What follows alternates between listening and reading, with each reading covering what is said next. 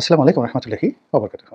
সম্মানিত দর্শক, বাংলাদেশের অন্যতম জ্যেষ্ঠ আইনজীবী জনাব জেডাই খান পান্না, তাকে নিয়ে বেশ কয়েকদিন বেশ তর্ক বিতর্ক আলোচনা সমালোচনা চলছিল এবং গত ১৪ মাসে তিনি নিজেকে যেভাবে প্রতিষ্ঠিত করতে চেয়েছেন বা চেষ্টা করেছেন, এটা অনেকটা ১/১১ সময় ব্যারিস্টার রফিক যেভাবে আওয়ামী লীগ এবং বিএনপি সবার পক্ষে দাঁড়িয়েছিলেন, শেখ হাসিনা এবং খালেদা জিয়া এবং এই দুই পরিবারের যারা সদস্য তাদের পক্ষে যেভাবে দাঁড়িয়েছিলেন, ঠিক একইভাবে জনাব জেডাই খান পান্না গত ১৪ মাসে তার দায়িত্ব পালন করার জন্য তিনি চেষ্টা করেছেন। তার বাস্তব প্রমাণ হলো যে আওয়ামী লীগের যে সকল নেতৃবৃন্দ যারা ভারতে পালিয়েছেন এবং যারা বাংলাদেশে জেলে রয়েছেন, তারা প্রায় সবাই আইনি সহযোগিতার জন্য একজন ব্যক্তির কাছে গিয়েছেন, তিনি জেডাই খান পান্না। এবং জেডাই খান পান্নার সমপর্যায়ের কোনো মানুষ আওয়ামী লীগের কোনো মামলা নিতেই সাহস পায়নি। তো সেক্ষেত্রে বিএনপির কিছু শীর্ষ নেতৃবৃন্দ রয়েছেন যারা বড় বড় ব্যবসায়ীদের কিছু মামলা তারা হ্যান্ডেল করেছেন। এটা অনেক টাকা পয়সার বিনিময়ে, অনেক কোটি কোটি টাকার বিনিময় করেছেন এবং সেগুলো নিয়ে বিচার অঙ্গনে যথেষ্ট আলাপ আলোচনা হয়েছে। কিন্তু কোনো পলিটিক্যাল মামলা যারা লিডিং পলিটিক্যাল, যেমন ধরুন হাসানুল্লাহ কিনু কিংবা আইনমন্ত্রী আনিসুল হক কিংবা আবুল হাসনাত আবদুল্লাহ থেকে শুরু করে শাহজাহান খান, অন্য যারা অন্তরীণ রয়েছেন, কিংবা মেজর জেনারেল জিয়াউল হাসান, এদের মতো যে সমস্ত লোকজন, তাদের পক্ষে বিএনপির কোনো লোক তো প্রশ্নই আসে না। আর আওয়ামী লীগের বাংলাদেশে যে সকল সিনিয়র লয়াররা রয়েছেন, তারা তো এখন কোর্ট কাছারিতে আসতেই সাহস পাচ্ছেন না।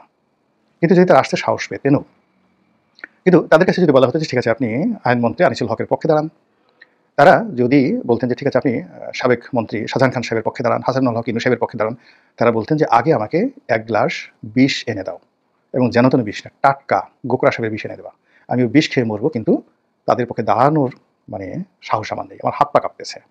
আমার দেশের বেশিরভাগ মানুষ মানে কি বলবো, বাই চান্স সাহসী, যখন ক্ষমতা থাকে, নিরাপদ দূরত্বে থাকে এবং গাছের মগ ডালে বসে নিচে যে বসে থাকে, যেমন দেখা গেল রয়্যাল বেঙ্গল টাইগার, সে যদি কনফার্ম হয় যে বাঘ তাকে ধরতে পারবে না, তখন সে উপরে বসে বাঘের বাপ মা তুলে গালাগালি করবেন। তো এই হলো আমাদের বাঙালির চরিত্র। তো সেই দিক থেকে এই আইন অঙ্গনে আওয়ামী লীগের পক্ষে তাদের মামলা লড়ার জন্য, তাদের পক্ষে কাজ করার জন্য যখন এই গত ১৪ মাসে কাউকে পাওয়া যাচ্ছিল না, তখন একজন এরকম বয়োবৃদ্ধ, এবং তার বয়স অত বেশি না, মানে বাংলাদেশে এখন ৯০ বছর বয়সও বয়স না, ১০০ বছর বয়সও, সেই টিএস খান, তিনি মামলা পরিচালনা করেছেন। এই যে আমাদের এখন ব্যারিস্টার জমিরুদ্দিন সরকার, তিনিও অলমোস্ট ৯০ আপ তার বয়স, কিন্তু সেই তুলনায় তার বয়স এখন ৮০ বছর হয়নি, কিন্তু তিনি শারীরিকভাবে অসুস্থ, ফিজিক্যালি তার ফিটনেস নেই, কিন্তু এই শারীরিকভাবে অসুস্থ, হাঁটতে পারেন না, এই শরীরেও কিন্তু তার কাছে যারাই সাহায্যের জন্য গিয়েছেন, কেউ হয়তো একটা টেলিফোনের জন্য গিয়েছেন, কেউ হয়তো একটা মামলার জন্য গিয়েছেন, কেউ হয়তো বলেছেন যে আমি একটা জুনিয়রকে দিয়ে মামলা সাবমিট করছি, আপনি দাঁড়াবেন, তিনি এখন পর্যন্ত কাউকে না করেনি। ফলে গত ১৪ মাসে আওয়ামী লীগের যারা লোকজন ছিল, তাদের সবার নিকট তিনি ছিলেন স্বপ্নের রাজপুত্র, বরপুত্র। যাই হোক, এই মানুষটি পলানে ছাড়েন তিনি যখন রাষ্ট্র কর্তৃক নিয়োজিত আইনজীবী হিসেবে শেখ হাসিনার পক্ষে তার মামলাগুলো লড়ার জন্য তিনি রাজি হলেন, বা তিনি রাষ্ট্র তাকে নিয়োগ দেবে, তিনি সেই অনুযায়ী শেখ হাসিনার পক্ষে লড়াই করবেন। আর অমনি আওয়ামী লীগের যারা লোকজন, বিশেষ করে যারা সাইবার যোদ্ধা, তারা সবাই ঝাঁপিয়ে পড়লেন, এবং যারা ঝাঁপিয়ে পড়লেন আমি দেখলাম যে প্রায় সবাই আইন সম্পর্কে, আইন অঙ্গন সম্পর্কে তারা বাস্তব জ্ঞান রাখেন না। অনেকে শিক্ষিত, অনেকে ভালো লেখাপড়া জানেন, আওয়ামী লীগ সম্পর্কে তাদের ভালোবাসা, এতে কোনো সন্দেহ নেই। কিন্তু যারা তার সমালোচনা করলেন এই সময়টিতে, তাদের প্রথম পরিচয় হলো তারা প্রায় সবাই দেশের বাইরে আছেন। দ্বিতীয় পরিচয় হলো এরা ভালো মানুষ হিসেবে তাদের কোনো ট্র্যাক রেকর্ড নেই। কেউ হয়তো ফিজিক্যালি অনেস্ট, কেউ হয়তো ফাইন্যান্সিয়ালি অনেস্ট, কিন্তু মেন্টালিটি অনেস্ট। আর যে লোকগুলো এই সমালোচনা করলেন, মোরালের সবার দ্বারাই আওয়ামী লীগ বিশেষভাবে বিভিন্ন সময় ক্ষতিগ্রস্ত হয়েছে। আওয়ামী লীগের কোমর ভেঙে দিয়েছিল সেই গণজাগরণ মঞ্চ। যখন গণজাগরণ মঞ্চের মানে যাকে বলা হয় খুবই রমরমা অবস্থা, মন্ত্রী, এমপি, স্পিকাররা এসে ইমরানের সরকারকে দূরের কথা, ওই গণজাগরণ মঞ্চে যারা একেবারে সাধারণ, এখন যেমন এনসিপির একেবারে সাধারণ হান্নান মাসুদও নয়, এসছেও যারা নিম্ন পর্যায়ে, তখন গণজাগরণ মঞ্চে এরকম ১০০-১৫০ লোক, তাদের সে কী দাপট, যে আসে তাদেরকে তারা বোতল মারে। তখন ওই সময়টিতে মানে স্বয়ং শেখ হাসিনা থেকে শুরু করে সবাই গণজাগরণের মঞ্চে লোক পাঠিয়েছেন, নিজেরা আসার চেষ্টা করেছেন এবং তাদেরকে তোয়াজ তসবির করেছেন। এটা মানে আপনারা ওই দৃশ্য না দেখলে বুঝতে পারবেন না, কিন্তু ইতিহাস সাক্ষী। আমি ওই সময়টিতে ক্ষমতাসীন দলের মধ্যে একমাত্র ব্যক্তি বললাম যে এই গণজাগরণ মঞ্চ টিকতে পারবে না, ইমরানের সরকার তো দূরের কথা, মানে এর পরিবারে কখনো একজন সংসদ সদস্যের সামনে জীবনে ওভাবে দাঁড়াতে পারে, আর এখন তারা সাজেদা চৌধুরীকে বোতল মারছেন। ফলে এই বেয়াদবরা মানে সফল হবেন না, টিকে থাকবেন না, এবং শেখ হাসিনা সময় মতো এদেরকে একেবারে শোয়াই ফেলবেন, এবং ছাত্রলীগ যখন সুযোগ পাবে এদেরকে এমন ডলা দিবে যেটা বলার মতো, এবং ঘটনা তাই ঘটেছে। এখন সেই যে গণজাগরণ মঞ্চের অনেক লোকের মধ্যে এখন এই গণজাগরণ মঞ্চের সাথে পিনাকিরাও ছিল, তারা অনেকে আওয়ামী লীগ থেকে বাইরে চলে গেছে, আওয়ামী লীগের বিরোধী হয়ে গেছে, অনেকে সেই গণজাগরণ মঞ্চকে ব্যবহার করে তারা বিশ্বের বিভিন্ন দেশে পলিটিক্যাল অ্যাসাইলাম নিয়েছেন। এখন এদের মধ্যে কেউ কেউ আবার এই আওয়ামী লীগের এই সময়টিতে এসে নতুন করে আওয়ামী লীগের পক্ষে কথা বলার চেষ্টা করছে, এবং আওয়ামী লীগের অনেক লোক মনে করছে যে না, আমাদের বিপদের দিনে তারা বিদেশ থেকে কথা বলছে, এই কারণে তারা কথা বলতে পারেন, তারা ভালো লিখতে পারেন, যেহেতু বলছে এটা আমাদের হয়তো উপকারে আসবে। কিন্তু সমস্যাটা হলো যাদের জীবনে সফলতার ট্র্যাক রেকর্ড নেই। কোনো ব্যক্তি বা দল বা কাউকে উপকার করে তাদেরকে সফলতার দিকে নিয়ে যাওয়ার জন্য কোনো দলকে যারা কখনোই সহযোগিতা করতে পারেনি, বরং যাদের কর্মকাণ্ডে দল বিব্রত হয়েছে, তারা একটা দলের জন্য, গোষ্ঠীর জন্য, সারা জীবনের জন্য লায়াবিলিটিস। এটা হলো পলিটিক্যাল সায়েন্সের একটা সাধারণ ভাষা। দ্বিতীয়ত হলো যে আগামী দিনে এই সমস্ত লোকজন, মানে এদের কখনো হেদায়েত হয় না। এরা এসে ভবিষ্যতে আবার একই সমস্যায় আওয়ামী লীগকে ফেলবে যদি আওয়ামী লীগ কখনো রাজনীতিতে প্রত্যাবর্তন করতে পারে। তার বাস্তব প্রমাণ আপনি দেখুন জামাতের। অর্থাৎ ৭১ তার যে আইডিওলজিগুলো ছিল, বা এই যে ৭১ তাদের বিরুদ্ধে যে ন্যারেটিভগুলো ছিল ৭১কে কেন্দ্র করে, জামাত শত চেষ্টা করে সেগুলো প্রায় ভুলিয়ে দিয়েছিল। এবং জামাতের একটা ক্যারেক্টারিস্টিক্স তৈরি করে এসেছিল যে তারা ভালো মানুষ, নম্র, ভদ্র। কিন্তু দেখেন গত ১৪ মাসে কি অবস্থা হলো। সেই যে জামাতের মধ্যে যারা রাজাকার ছিল, যারা আলবদর ছিল, আসাম ছিল, তাদের সেই যে মতাদর্শ যারা ধারণ করতে শক্তিশালী, সেই গ্রুপটাই এই সুসময় এসে শক্তিশালী হয়ে জামাতের এই ৫০ বছরের যে পরিশ্রম স্বাধীন বাংলাদেশে পুরোটাই শেষ করে দিয়েছে। একই অবস্থা বিএনপির সেই হাওয়া ভবন রিলেটেড, চাঁদাবাজ রিলেটেড, দখলবাজ রিলেটেড যে গ্রুপটি বিএনপিকে ক্ষমতাচ্যুত করেছিল, বিএনপির দুর্দশা থেকে শুরু করে তারেক রহমান সাহেবের কোমর ভাঙা, সবকিছুর জন্য যারা দায়ী ছিল, তারা সময় মতো সবাই পালিয়ে গেছে। অনেকে জেলে ছিল, অনেকে দেশের বাইরে ছিল। কিন্তু এই গত ১৪ মাসে দেখা গেল বিএনপির গত ২০ বছরের যে লড়াই সংগ্রাম যারা করেছে তাদেরকে পিছনে ঠেলে দিয়ে সেই গ্রুপটির সামনে এসে আবার এই বিএনপিকে এমন ডুবিয়ে দিয়েছে, এখন বিএনপি যদি ক্ষমতা আসে তাও বিপদ, ক্ষমতা না আসলেও বিপদ, পুরো রাজনীতিটাই বিপদের মধ্যে ফেলে দিয়েছে। আওয়ামী লীগের ক্ষেত্রেও ঠিক এরকম একটা অবস্থা।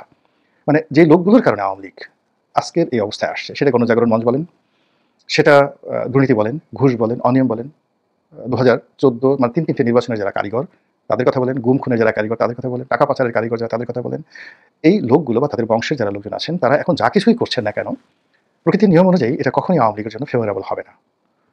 তারা আওয়ামী লীগের জন্য সারা জীবনের জন্য এই লোকগুলো, এই যে প্রয়োজন, আওয়ামী লীগের জন্য প্রয়োজন। এবং এখন এই সময়টিতে তারাই ভোকাল হচ্ছেন, যাদেরকে শেখ হাসিনা রীতিমতো লাথি দিয়ে মন্ত্রিপরিষদ থেকে বের করে দিয়েছিলেন। শেখ হাসিনা যাদেরকে ঘাড় ধরে নমিনেশন দেননি, বের করে দিয়েছেন। আপনারা আবার বলতে পারেন যে আপনারা তো মনোনয়ন দেয়নি। আমার ব্যাপারটা হলো আমি ২০১৪ সালে মনোনয়ন চাইনি। আমি ভাই আপনাদেরকে একটা কথা বলি, আমি আসলে রাজনীতির লোক না। রাজনীতি আমার জীবনে ইট ওয়াজ অ্যান অ্যাক্সিডেন্ট। ৫টা বছর রাজনীতি করেছি, আমার এলাকাতেই খোঁজ নিয়ে দেখেন। ভালো হলে ভালো, মন্দ হলে মন্দ। কিন্তু আমি আসলে নির্বাচিত হওয়ার ঠিক ১৫ দিন পরে বুঝতে পেরেছি যে আসলে এটা আমার দ্বারা সম্ভব নয়। এই ভারতের ধর্মেন্দ্র উনি এমপি হয়েছিলেন। কিন্তু ওই যে মারা গেলেন। হওয়ার পরে তিনি বলছিলেন যে আমি আসলে পারব না। আর দ্বিতীয়বার দিকে যাই নাই। অমিতাভ বচ্চনের একই অবস্থা। আমিও নির্বাচিত হওয়ার, আমার নির্বাচনী এলাকার লোকজন সাক্ষী। আমি নির্বাচিত হয়েছিলাম ২০০৮ সনে। ২০০৯ সনে আমি মঞ্চে একেবারে উঠে দিলাম যে এটা আমার লাস্ট, আমি আর দ্বিতীয়বার ইলেকশন করব না। সব মানুষকে বলেছি। এই যে এখন আমি দেখেন গত ১ বছর যাবত বলছি আমি আর ইলেকশনই করব না। ২০১৮ সনে আমি মনোনয়ন চেয়েছিলাম। সেটা অন্য কারণে, না বুঝে হোক, বুঝার কারণে হোক, সেটা ভালো কথা। তখন আওয়ামী লীগ দেয়নি। কিন্তু আমি তো তখন ২০১৪ থেকে ১৮ আওয়ামী লীগের রাজনীতি থেকে সম্পূর্ণ দূরে। কেন আমাকে মনোনয়ন দেবে? দেওয়ার কোনো রিজন ছিল না। এনিওয়ে, তো কিন্তু যারা দলের মধ্যে থেকে, পোর্টফোলিওতে থেকে, মানে শেখ হাসিনার ক্রোধে, বিরক্তিতে, দলীয় হাইকমান্ডের বিরক্তিতে যারা কলুষিত হয়ে দল থেকে বিচ্যুত হয়েছেন, দল যাদেরকে দেশ থেকে তাড়িয়ে দিয়েছে, আওয়ামী লীগ জমানায় যারা বিদেশে পালিয়ে গিয়ে পলিটিক্যাল অ্যাসাইলাম নিয়েছে, সেই মানুষ যখন এখন আওয়ামী লীগের পক্ষে কথা বলছে, very dangerous thing, very dangerous thing. তো যেটা বলছিলাম, জুলাই খান পান্নার বিরুদ্ধে কি হলো, এই ১৪ মাস যাবত তার পক্ষে সবাই বলার চেষ্টা করলো, আর যিনি এই সময়টাতে হঠাৎ করে এই রাষ্ট্রপক্ষের আইনজীবী হিসেবে শেখ হাসিনার পক্ষে লড়াই করার চেষ্টা করলেন, এবং প্রাথমিকভাবে বয়স্ক মানুষ তাকে জিজ্ঞাসা করা হলো, তিনি বললেন যে শেখ হাসিনা অসহায়, তো এই জন্য আমি তার পক্ষে আইনজীবী হতে চেয়েছি, এবং অ্যাজ পার ল অনুযায়ী যেহেতু তিনি অনুপস্থিত, তার পক্ষে এখানে কোনো আইনজীবী এখানে নিয়োজিত হতে পারে না, তাকে সরকারের কবজায় হতে পারে। তো সেক্ষেত্রে আপনি কেবলমাত্র সরকারের উকিল হিসেবে এখানে আপনার যুক্তিতর্ক উপস্থাপন করতে পারেন, এবং ভদ্রলোক সেটা গ্রহণ করলেন। এবং এরপর থেকেই যারা আইন অঙ্গনে বোঝেন না, তারা মানে তাকে নিয়ে নানা রকম বিতর্ক করার পর তিনি সেখান থেকে নিজেকে প্রত্যাহার করে নিয়েছেন, সরি ঠরি বলে এখন বেচারা ভালো আছেন। আমার যেটা বক্তব্য হলো যে আমাদের এই দেশে কোর্ট কাছারিগুলো ক্ষমতার পট পরিবর্তনের সাথে সাথে কী অবস্থা হয় আমরা মোটামুটি সবাই জানি। দুই নম্বর হলো যে যখন ক্ষমতাসীনরা যে জিনিসগুলো চায় সেটা হবেই। এখন সময় ডক্টর মোহাম্মদ ইউনূসের, ফলে তিনি শেখ হাসিনাকে যদি ১০৩৩ বার ফাঁসিতে লটকাতে চান, সেটা আসলে জেডা খান পান্না তো দূরের কথা, টনি ব্লেয়ার, তার স্ত্রী Cherie Blair, mister Barack Obama, Hillary Clinton, Bill Clinton, তারাও যদি এসে এখানে ওকালতি করেন কোনো লাভ হবে না। এটাই আমাদের দেশের বিধান। কিন্তু যে কথাগুলো, ধরুন আমি একটা কথা বাংলাদেশে বলছি, বাংলাদেশে বসে, এখন আমার কথা এই সাধারণ বাংলাদেশের বসবাস করে তাদের কাছে যে গুরুত্ব, কিন্তু আমি তো পালিয়ে যেতাম, দেখা গেল এর চেয়ে ভালো কথা বলতো মানুষজন। প্রথমে বলছে যে বেটা তুমি তো পালিয়ে গেছো, তুমি এই অপকর্ম করেছো, আচ্ছা তুমি খুব সাধু, তাহলে পালালা কেন? ফলে তার কথার কোনো গুরুত্ব নেই। এখন শেখ হাসিনার পক্ষে যে সকল ন্যারেটিভ তৈরি করা হচ্ছে, যে সকল কথাবার্তা বলা হচ্ছে, তার নির্দোষতা নিয়ে তিনি নিজে যেভাবে কথাবার্তা বলছেন, এগুলো হাওয়ায় মিশে যাচ্ছে। মানে যখন মানুষ শুনছে, এক কান্দে শুনছে, অন্য কান্দে বেরোচ্ছে। কিন্তু তার পক্ষে যদি অন্তরের অন্তঃস্থল থেকে, মানে তার ফাঁসি হয়তো আরও ১০০টা হবে, কিন্তু যে কথাগুলো শেখ হাসিনা বলতে চাচ্ছেন, যে কথাগুলো বলা উচিত, সেই কথাগুলো যখন কোনো একটি আদালতে দাঁড়িয়ে বলা হবে, তখন এটা একটা রেকর্ড হয়ে যায়, এবং সেই কথাগুলো দেশের পত্র পত্রিকা সেটা ছাপাবে, বিকজ ওটা ছাপাতে তারা বাধ্য। এখন শেখ হাসিনা যে কথাগুলো বলছে ওটা তো প্রথম আলো ছাপাতে পারছেন না, কিন্তু শেখ হাসিনার সেই বক্তব্যটা যদি জেডাই খান পান্না বা তার নিয়োজিত মানে রাষ্ট্রপক্ষের যদি কোনো উকিল ঠিক সেম কথাটা আইসিটি কোর্টে গিয়ে দাঁড়িয়ে বলেন, তাহলে সেই কথাটা সঙ্গে সঙ্গে সমস্ত মিডিয়াগুলো কিন্তু পিক আপ করবে। এই মিডিয়ার মধ্যে হাজার হাজার আওয়ামী লীগের নেতাকর্মী কিন্তু এখন ভুল পাল্টে আছে, তারা সুযোগ খুঁজছেন সাহায্য করার জন্য আওয়ামী লীগকে, কিন্তু ওই সুযোগটা তারা পাচ্ছেন না। এই যে যেমন ধরুন দেখবেন যে অ্যাডভোকেট ফজলুর রহমানের বিরুদ্ধে আদালত অবমাননার সমন জারি হয়েছে, এবং তিনি দেখেন এই যে যখন সেখানে যাবেন যে বক্তব্যগুলো দিবেন, এখন তিনি যে বক্তব্যগুলো দিচ্ছেন এগুলো কোনো পত্রপত্রিকা আসছে না। আমি এই কোর্ট মানি না যে কথাগুলো তিনি বলছেন একটাও কোনো পত্রিকা আসছে না, এটা সোশ্যাল মিডিয়াতে ভাইরাল হচ্ছে। কিন্তু যেই মুহূর্তে তিনি আদালতে গিয়ে কথাগুলো বলবেন অন রেকর্ডের সঙ্গে সঙ্গে সমস্ত পত্রপত্রিকা আসবে, এবং that will be big burden for the court, for the judiciary system, এবং ইন্টারন্যাশনালি এটা রীতিমতো একটা বিরাট ভাইব তৈরি করে ফেলবে। সেই সুযোগটা হয়তো মানে জেরাই খান পান্না করতে পারতেন। তিনি এমনকি যেটা বলা হচ্ছে যে তিনি যদি সেই সরকারের পক্ষে ইউনূসের পক্ষে এখন মানে তার বিরুদ্ধে যারা পক্ষ আছে তাদের বক্তব্যটা হলো তিনি তো চিফ প্রসিকিউটর হতে চেয়েছিলেন, এরকম বদনাম এসছে। তিনি এখানে শেখ হাসিনার এই বিচারটাকে বৈধতা দেওয়ার জন্য, সিরিয়াসলি লড়ার জন্য, শেখ হাসিনাকে ফাঁসিতে লটকানোর জন্য তিনি এখানে অ্যাজ এ কনস্পিরেটর হিসেবে এখানে গেছেন, ধরে নেন সেই কথাও ঠিক। তারপরেও তিনি যে কথা বলতেন বা বলবেন বা বলতে পারেন, তার অতীতে যে ট্র্যাক রেকর্ড, এবং এই মুহূর্তে তার হাতে আওয়ামী লীগের সকল নেতা কর্মীদের মামলাগুলো তার হাতে, ফলে তিনি যে কথাগুলো বলতেন এবং সেই কথাগুলো যেভাবে দেশের পত্রপত্রিকায় আসতো, ওটা আওয়ামী লীগের জন্য একটা এভিডেন্স হিসেবে থাকতো। যেমন ধরুন এই যে শেখ হাসিনা মাননীয় সাবেক প্রধানমন্ত্রী, তার যে ভোল্ট ভাঙা হয়েছে, সেখান থেকে 830 ভরি স্বর্ণ উদ্ধার করা হয়েছে।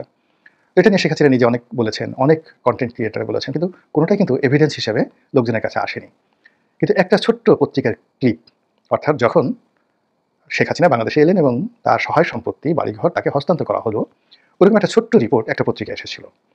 টোটাল 1 লক্ষ টাকা, কত ডলার, এবং কত ভরি স্বর্ণ, কত ভরি রূপা, যা কিছু দেওয়া হয়েছিল একটা ছোট্ট রিপোর্ট। এখন এই যে আমরা যারা বিভিন্ন কন্টেন্ট তৈরি করেছি, আমরা সব মিলিয়ে যা কিছু করতে পেরেছি তার চেয়ে হাজার গুণ বিশ্বাসযোগ্য হয়েছে ওই পত্রিকার একটা ক্লিপ। শেখ হাসিনার জন্য, আওয়ামী লীগের জন্য, যে স্বয়ং প্রেসিডেন্ট জিয়াউর রহমানের জমানাতের পরে যখন জাস্টিস সত্তারের জমানাতে তাকে 32 নম্বর হস্তান্তর করা হলো, এবং তার ওই 32 নম্বর থেকে, তার ওই লকার থেকে যে সকল সহায় সম্পত্তি সরকার সিজ করেছিল সেইগুলো শেখ হাসিনাকে ফেরত দেওয়া হলো, তার যে ডকুমেন্ট সেটার একটা পত্রিকার রিপোর্ট।